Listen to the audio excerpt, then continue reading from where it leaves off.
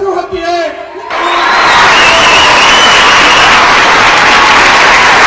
मन के जीते जीत है, मन की हारे हार। जो हारा बिन लढे उस पे है धिक्कार। गेली 25 वर्षे अव्याहतपणे हा धगधगता अंगार चालवणारा आपला नेता आहे। अरे नेत्याची दखल दिल्लीचाही तख्त हलवतो म्हणून ज्यांनी घेतली त्या दिल्लीकरांना सुद्धा राजू शेट्टींचा हिस्सा काय असतो हे माहित आहे। आज भाषणाच्या मुद्द्यामध्ये कुठल्या मुद्द्याला हात घालू हा प्रश्न माझ्या समोर भावांनो उभा आहे।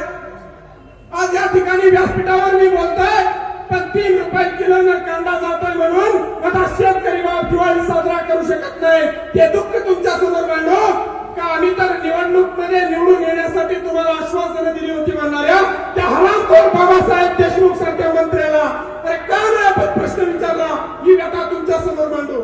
अजितदादा म्हणतात पैशाचं सोंग करणं सोपं नाही।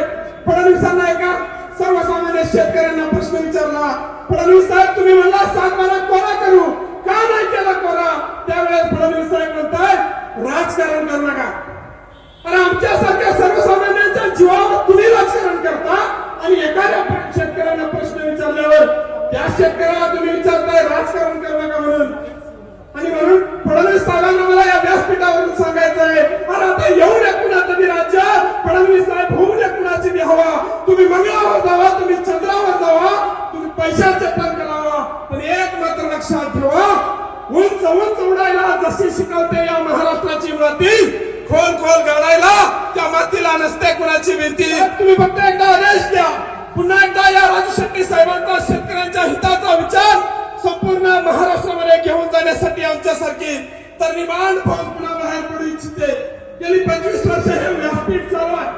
अनेक नेते आले, अनेक गेले, परंतु निसर्गाचा एक नियम आहे, पाण्यानं जर रंग बदलला तर ते पान मात्र गळून पुन्हा जमिनीवरच पडतंय।